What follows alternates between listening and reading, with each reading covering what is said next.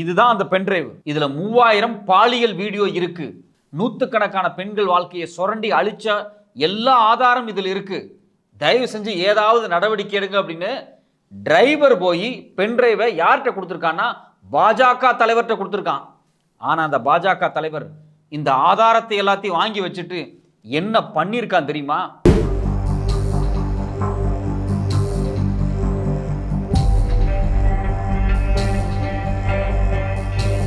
பாஜகவோட தலைமைக்கு எழுதப்பட்ட மிக முக்கியமான கடிதம் இது.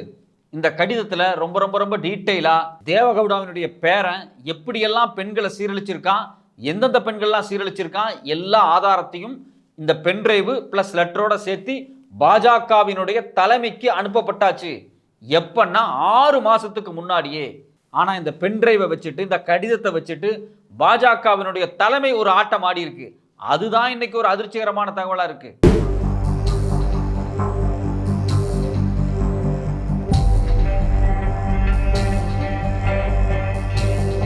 இந்த கேஸை விசாரிக்கிறதுக்காக கர்நாடகா கவர்மெண்ட் ஒரு சிறப்பு புலனாய்வு குழு அமைச்சிருக்காங்க. அந்த குழுவில் இந்த பிரஜல் ரேவண்ணாவினுடைய டிரைவர் ஒப்புதல் வாக்குமூலம் கொடுத்துருக்கான். எல்லா உண்மையும் சொல்லிட்டான். அவன் சொன்ன உண்மைகள் என்னென்ன, அதுக்கும் பாஜகவுக்கு என்ன தொடர்பு?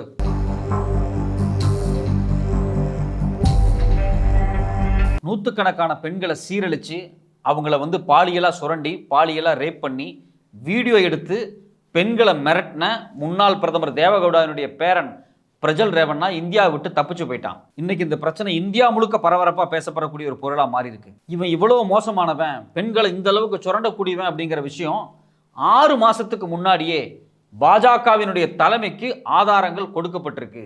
இதை யாரு கொடுத்தது அப்படின்னா இந்த பிரஜல் ரேவண்ணா கிட்ட டிரைவரா இருந்த ஒருத்தன், அவன் பேரு கார்த்திக். இவன் பண்ணக்கூடிய எல்லா பாலியல் கொடுமை அதுக்கான ஆதாரங்கள் வீடியோக்கள் எல்லாத்தையும் எடுத்து கர்நாடகாவில் இருக்கக்கூடிய பாஜகவின் மிக முக்கியமான தலைவர் தேவராஜ் கவுடா கிட்ட தெளிவா கொடுத்துட்டான். சார் இதுதான் சார் முழுக்க முழுக்க ஆதாரம். தேவகவுடானுடைய பேரன் பல பெண்களை சீரழிக்கிறான் சார். இது மட்டும் இல்லாம எனக்கு சொந்தமான நிலத்தையும் எழுதி வாங்கி என்னை மிரட்டுறான், என் மனைவியும் கொடுமைப்படுத்தியிருக்கான்.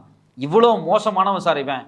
இதெல்லாம் ஆதாரம். தயவு செஞ்சு இவன் மேல ஏதாவது நடவடிக்கை எடுங்க சார்னு பாஜக தலைமை கிட்ட கொண்டு போய் அவர் ஒரு முக்கியமான எம்எல்ஏ வேற எல்லாத்தையும் கொடுத்துருக்கான். இது மட்டும் இல்லாமல் இன்னொரு அதிர்ச்சிகரமான தகவல் என்ன அப்படின்னா இந்த ஆதாரத்தை வாங்கின இந்த பிஜேபி தலைவர் இருக்கார் பார்த்தீங்களா, அவர் நேரடியாகவே பாஜகவினுடைய தலைமைக்கு ஒரு கடிதம் எழுதுறாரு. கர்நாடகா மாநிலத்தினுடைய பாஜக தலைவர் விஜயேந்திராவுக்கு ஒரு கடிதத்தை எழுதுறாரு. இந்த கடிதம் மேல்மட்டம் வரைக்கும் போயிருக்கு அப்படிங்கிறாங்க. இந்த மேல்மட்டம் மோடி அமித்ஷாவா அப்படிங்கிற கேள்வியும் சந்தேகமும் நமக்கு வருது. இந்த கடிதத்தில் ரொம்ப ரொம்ப டீட்டெயிலாக சொல்லியிருக்காங்க. கர்நாடகாவில் இருக்கக்கூடிய மதச்சார்பற்ற ஜனதா தளம் இருக்கு இல்லையா, இதனுடைய தலைவர் தேவகவுடா, அந்த தேவகவுடாவினுடைய பேரன் அதாவது மூத்த பையன் ரேவண்ணாவினுடைய மகனான பிரஜல் ரேவண்ணா பல பெண்களை செக்ஸுவலா கொடுமைப்படுத்தினதுக்கான ஆதாரம் இருக்கு. அந்த பெண் டிரைவில் எக்கச்சக்கமான வீடியோக்கள் இருக்கு. இதை அவங்களுடைய டிரைவரே எங்கிட்ட கொண்டாந்து கொடுத்துட்டாரு. இந்த மதச்சார்பற்ற ஜனதாதளத்தின் மேல ஏதாவது ஆக்ஷன் எடுக்கணும், இவங்களோட கூட்டணி வைக்கக்கூடாது. அப்படி கூட்டணி வச்சா இந்த வீடியோக்கெல்லாம் வெளியே வரும்போது பாஜக கட்சிக்கே ஒரு மிகப்பெரிய களங்கம் ஏற்பட்டுரும், நம்மளால ஜெயிக்க முடியாது கர்நாடகாவில் அப்படின்னு சொல்லி பாஜகவினுடைய முக்கியமான ஆளான தேவராஜ் கவுடா மாநில பாஜக தலைவருக்கு கடிதம் எழுதுறாரு. இந்த மொத்த டீட்டெயில் இருக்கு பாத்தீங்களா, இது பாஜகவினுடைய மத்திய தலைமைக்கே அனுப்பப்பட்டுருச்சுன்னு சொல்றாங்க. ஆனா இங்க என்ன நடந்துச்சு அப்படின்னா இது எல்லாத்தையும் வாங்கி பார்த்துட்டு இந்த ரேவண்ணா மேல ஏதாவது நடவடிக்கையை பாஜக எடுத்துச்சானா எடுக்கல. ஏங்க இவ்வளோ பெரிய ஆதாரம் கிடைச்சிருக்கு, பெண்களை சீரழிச்சிருக்கான், பெண்களை கொடுமைப்படுத்தியிருக்கான், இவ்வளவு மோசமான ஒரு ஆள் குறித்தான இவ்வளவு ஆதாரங்கள் ஒரு பாஜக தலைமைக்கு கிடைக்கும் போது பாஜக தலைமை அவனை கைது பண்ணிருக்கணுமா இல்லையா? ஆனா கைது பண்ணல. கைது பண்ணாம இவங்க என்ன பண்ணிருக்காங்க தெரியுங்களா? இந்த 6 மாச கேப்ல இந்த மதச்சார்பற்ற ஜனதாதளம் இருக்கு பாத்தீங்களா, அந்த கட்சியோட பாஜக தேர்தல் கூட்டணி வச்சிருக்காங்க. இப்ப நமக்கு வரக்கூடிய கேள்வி என்ன அப்படின்னா, பிரதமர் போற இடத்துல எல்லாம் பேசுறாரு, பெண்கள் தான் இந்தியாவுக்கு ரொம்ப ரொம்ப வலுவானவங்க, பெண்களுக்கு இடஒதுக்கீடு கொடுக்கணும், பாஜக பெண்களை மதிக்குது, இந்துத்துவ சக்திகள் பெண்களை தெய்வமாக வழிபடுது, இந்தியாவினுடைய மரபான காளியை போன்று நாங்கள் வழிபடுகிறோம்னு பக்கத்துக்கு பக்கம் பேசுறாரு, போற இடத்துலாம் பேசுறாரு. ஆனா கர்நாடகா மாநிலத்தில் இந்து பெண்களுடைய வாழ்க்கையை சீரழிச்ச ஒருத்தனை பாதுகாத்திருக்காங்க. அவன் பண்ண எல்லா அயோக்கியத்தனம் பொறுக்கித்தனத்துக்கான ஆதாரம் வீடியோ எல்லாமே பாஜகவுக்கு கொடுக்கப்பட்டதுக்கு பிறகு அதை வாங்கி பத்திரமா வச்சுக்கிட்டு அந்த கட்சியோட கூட்டணி பேரம் பேசியிருக்காங்க. இப்ப நமக்கு வரக்கூடிய அடிப்படையான கேள்வி என்ன அப்படின்னா, பெண்களை மிக கொடூரமா பாலியலா சுரண்டன ஒருத்தனை கைது பண்ணாம அந்த ஆதாரத்தை பயன்படுத்திட்டு அந்த கட்சியோட கூட்டணி போடுறதுக்கு இந்த ஆதாரங்களை பிஜேபி பயன்படுத்தி இருக்கா அப்படிங்கிற கேள்விதான் நமக்கு வருது. ஏன்னா சமீபத்தில் மோடி பார்த்தீங்க அப்படின்னா காங்கிரஸோ இந்தியா கூட்டணியோ ஆட்சிக்கு வந்துச்சுன்னா பெண்களுடைய தாலியை உருவிடுவாங்க, அதாவது பெண்களுடைய தாலியை புடுங்கி முஸ்லிம்களுக்கு கொடுத்துருவாங்க, இந்துக்களுடைய சொத்தெல்லாம் பறித்து முஸ்லிம்களுக்கு கொடுத்துருவாங்க அப்படின்னு எல்லாம் அவர் பேசினார். இப்போ நமக்கு வரக்கூடிய இயல்பான கேள்வி, கர்நாடகாவினுடைய முன்னாள் பிரதமர் தேவகவுடாவினுடைய பேரன் பல இந்து பெண்களுடைய தாலியை பறிச்சிருக்கான், பெண்களுடைய கற்பை சூறையாடி இருக்கான், பெண்களுடைய வாழ்க்கையவே சீரழிச்சிருக்கான். இவ்வளவு மோசமான கொடூரமான இவன் மேல இதுவரைக்கும் நீங்க ஏன் ஆக்ஷன் எடுக்கல? ஆக்ஷன் எடுக்கலாம் கூட பரவாயில்ல, அந்த கட்சியோட கூட்டணி சேர்ந்துட்டு அந்த கொடூரமான ஒருத்தனை மேடையில் நிற்க வச்சுட்டு அவன் குடும்பத்துக்காக தேர்தல் பிரச்சாரத்தை ஏன் ஒரு நாட்டோட பிரதமர் செய்தாருங்கிற கேள்விதான் நமக்கு வருது. நீங்க ஒரு நாட்டோட பிரதமர், இந்தியாவில் ஒரு மாநிலத்தில் இருக்கக்கூடிய பெண்களை மிக மோசமா கொடூரமா ஒருத்தன் சுரண்டி இருக்கான், அதுக்கான ஆதாரத்தை உங்க கட்சி தலைவர் உங்ககிட்ட ஒப்படைச்சிருக்காங்க.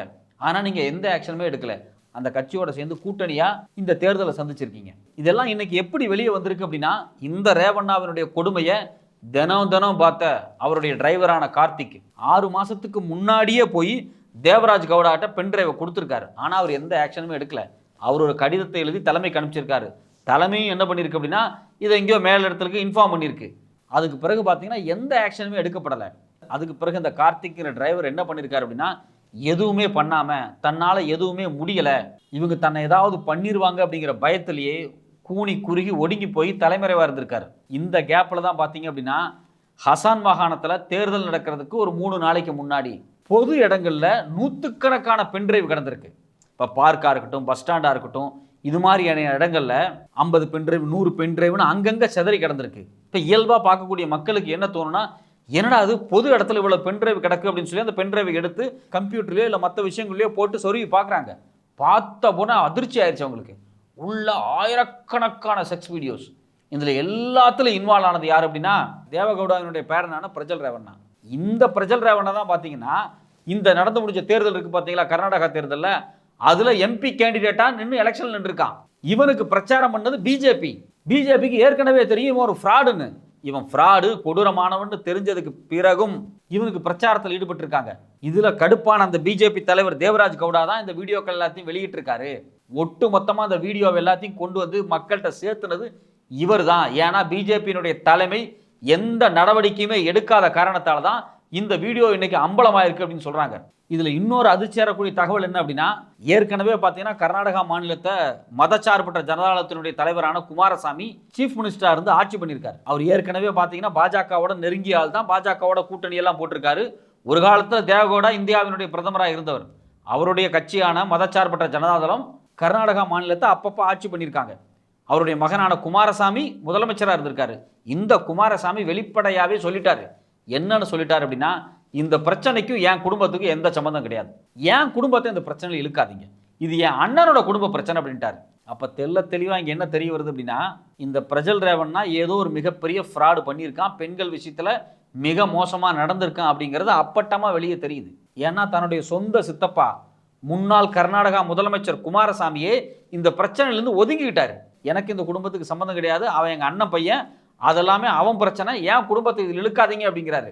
இப்போ இதில் நாம் புரிஞ்சுக்க வேண்டிய விஷயம் என்னென்னா, இவ்வளோ கொடுமைகள் நடந்திருக்கு. இந்த கொடுமை முழுக்க முழுக்க மதச்சார்பற்ற ஜனதாதளத்தினுடைய தலைமையாக இருக்கக்கூடிய தேவகவுடாவுக்கும் கர்நாடகாவினுடைய முன்னாள் முதலமைச்சராக இருந்த குமாரசாமிக்கும் முதல்லையே தெரிஞ்சிருக்கு. இது மட்டும் இல்லாமல் பாஜகவுக்கும் முதலே தெரிஞ்சிருக்கு. இதில் அதிர்ச்சி தரக்கூடிய இன்னொரு சம்பவம் என்ன தெரியுங்களா, 2023 ஜூன்லேயே பார்த்தீங்கன்னா இந்த கார்த்திங்கிற டிரைவரு இந்த விஷயத்தெல்லாம் வெளியிட போறான்னு தெரிஞ்ச உடனே பிரஜல் ரேவண்ணா என்ன பண்றான்னா, தன்னோட வக்கீலை பயன்படுத்தி கோர்ட்ல போய் மனு கொடுத்து தனக்கு எதிராக ஒரு மிகப்பெரிய சதிபலை நடக்க போகுது, தான் மேல அவதூறு பரப்புற மாதிரியான சில பேர் வந்து முயற்சி பண்றாங்கன்னு சொல்லி கோர்ட்ல சில ஸ்டே ஆர்டர்லாம் வாங்கியிருக்காரு. அதாவது தன்னை மாதிரியே மார்பிங் பண்ணி ப்ளூ ஃபிலிம் வீடியோக்கெல்லாம் வெளியிட போறாங்கன்னு சொல்லி கோர்ட்ல அவதூறுகளுக்கான தடையை வாங்கியிருக்காரு. அப்பவே இந்த விஷயம் வந்து ஒரு பூதகரமாக வர வேண்டிய ஒரு விஷயம். இதை யாரோ தடுத்திருக்காங்க. இதை தடுத்தது பாஜகவா அப்படிங்கிற கேள்வி நமக்கு வருது. ஏன்னா ஒரு வருஷத்துக்கு முன்னாடி இவன் ஏங்க கோர்ட்டில் போய் தன்னை பற்றி ப்ளூ ஃபிலிமான அவதூறு வீடியோ வரணுங்கிறதுக்கான தடையை வாங்குறான். இவன் ஜூனில் வாங்குறான். இவன் ஜூனில் வாங்கினதுக்கு பிறகு ஒரு 4 மாதம் கழிச்சு தான் பார்த்தீங்கன்னா இந்த கார்த்திங்கிற டிரைவர் பென்ட்ரைவ் ஆதாரத்தை பாஜகட்ட கொண்டு கொடுக்குறாரு. அப்போ இந்த இடைப்பட்ட கேப்பில் என்ன நடந்துச்சு, ஏன் ஆதாரங்களை குறிப்பாக கொண்டு போய் பாஜகட்ட கொடுக்க வேண்டிய தேவை இந்த டிரைவருக்கு வருது? இந்த டிரைவர் தரப்புலேருந்து என்ன சொல்கிறாங்க அப்படின்னா, அவரோட நிலத்தையே பிடுங்கி வச்சிருக்காங்க, அவங்க மனைவிக்கே பிரச்சனை வருது, தன்னுடைய பர்சனல் லைஃபை எப்படியாவது பாதுகாக்கிறதுக்காக பிஜேபிகிட்ட போய் அவர் சரண்டர் ஆனதா சொல்கிறாங்க. ஆனால் அவரோட பர்சனல் லைஃபும் இன்றைக்கி கேள்விக்குறியாயிருச்சு. ஏன்னா இன்னைக்கு போலீஸோட விசாரணை வட்டத்தில் அவரை தான் உட்கார வச்சு கேள்வி கேட்டுட்டு இருக்காங்க, அவருடைய ஸ்டேட்மெண்ட்டை தான் விசாரணையாக வாங்கிட்டு இருக்காங்க. அப்போ ஏதோ ஒரு வகையில் பார்த்தீங்க அப்படின்னா இந்த பாலியல் சுரண்டல் குறித்தான எல்லா தகவல்களுமே கடந்த ஒரு ஆண்டுகளுக்கு முன்னாடியே தெரிய வந்திருக்கு. ஆனால் இது குறித்து எந்த ஆக்ஷனுமே எடுக்கப்படலை. இதுக்கு முன்னாடி கர்நாடகாவை ஆண்டுட்டு இருந்தது பாஜக தான், அவங்க இது வரைக்கும் ஆக்ஷன் எடுக்கல. இப்போ தான் பார்த்தீங்கன்னா காங்கிரஸ் நேரடியாகவே தலையிட்டு அவரை கைது பண்ணுறதுக்கான முயற்சிகளை பண்ணும்போது அவர் ஜெர்மனி தப்பி ஓடிட்டார். இவ்வளோ பெரிய குற்றவாளி எப்படி ஜெர்மனி தப்பி ஓடினா? அவனோட பாஸ்போர்ட் ஏன் முடக்கப்படலை? ஏர்போர்ட் முழுக்க சென்ட்ரல் கவர்மெண்ட் கட்டுப்பாட்டில் தான் இருக்கு. அவன் பேர் ஒரு லுக் அவுட் நோட்டீஸ் கொடுத்து அவன் எந்த ஏர்போர்ட்லையும் ஏற முடியாத மாதிரி பண்ணி அவனை வந்து பிடிச்சிருக்கணுமா இல்லையா? அதை விட்டுட்டு அவன் ஜெர்மனி தப்பி ஓடுற வரைக்கும் வேடிக்கை பார்த்துட்டு இருந்திருக்காங்க. இது வேடிக்கையெல்லாம் பார்க்கல, அவனை எப்படியாவது தப்பிக்க வச்சிருக்காங்க. அப்போ ஏற்கனவே ஆதாரத்தை பாஜக மறைச்சிருக்கு, ஆதாரம் வெளியே வந்த உடனே இந்த குற்றவாளியை தப்பிக்கவும் வச்சிருக்கு. இதில் ரொம்ப முக்கியமாக கவனிக்கப்பட வேண்டிய விஷயம் என்னன்னா, ஒரு வருஷத்துக்கு முன்னாடியே அந்த ஆதாரங்கள் லீக் ஆகிட்டே இருந்திருக்கு. அப்பவே கர்நாடக அரசாங்கம் என்ன பண்ணிருக்கணும்னா, ஒரு சிறப்பு புலனாய்வு குழுவை போட்டு இந்த தேவகவுடானுடைய பேரை ஏதோ ஃப்ராடு வேலை பண்ணிக்கிட்டு இருக்கான், பாலியலா பெண்களை சுரண்டிட்டு இருக்கான், இது குறித்து இன்வெஸ்டிகேட் பண்ணி அவனை கைது பண்ணணும்னு அப்பவே ஒரு முடிவு எடுத்திருக்கணும். ஆனா கர்நாடக அரசாங்கமும் இது குறித்து எந்த நடவடிக்கை எடுக்காம தேர்தல் சமயத்தில் இதை நடவடிக்கை எடுத்திருக்காங்க. அப்ப ஏதோ ஒரு வகையில கர்நாடகா மாநிலத்தில் பல பெண்களை சீரழிக்கிறதுக்கு காரணமான ஒருத்தன் பல அதிகார மட்டத்தால் பாதுகாக்கப்பட்டிருக்கான். இப்போ ஆரம்பிச்சிருக்கக்கூடிய இந்த சிறப்பு புலனாய்வு குழுவினுடைய இன்வெஸ்டிகேஷன் இருக்கு பார்த்தீங்களா, இந்த இன்வெஸ்டிகேஷன் வேக வேகமாக நடத்தப்படணும். இது சம்பந்தப்பட்ட எல்லாருமே விசாரிக்கப்படணும். பாஜக தலைவர் தேவராஜ் கவுடா விசாரிக்கப்படணும், மாநில பாஜக தலைவர் பிவை விஜயேந்திரா விசாரிக்கப்படணும். இந்த தகவல்கள் யார் யாருக்கெல்லாம் போகப்பட்டிருக்கு, பாஜகவினுடைய மேலிடம் வரைக்கும் கொடுக்கப்பட்டிருக்கா அப்படிங்கிற எல்லா விசாரணை உட்படுத்தப்பட்டு இந்த ஃப்ராடு ஜெர்மனிக்கு தப்பிச்சு போனானே பிரஜல் ரேவண்ணா, அவனை கூட்டிட்டு வந்து மொத்தமாக எல்லா ஸ்டேட்மெண்ட்டையும் அவன்கிட்ட வாங்கி அவனுக்கு மிகப்பெரிய தண்டனை வழங்கணும். அப்பதான் இவனை மாதிரி அதிகார மட்டத்தில் உட்கார்ந்து பெண்களை சுரண்டான் பார்த்தியா, அவனுக்கெல்லாம் ஒரு பாடமா அமையும்.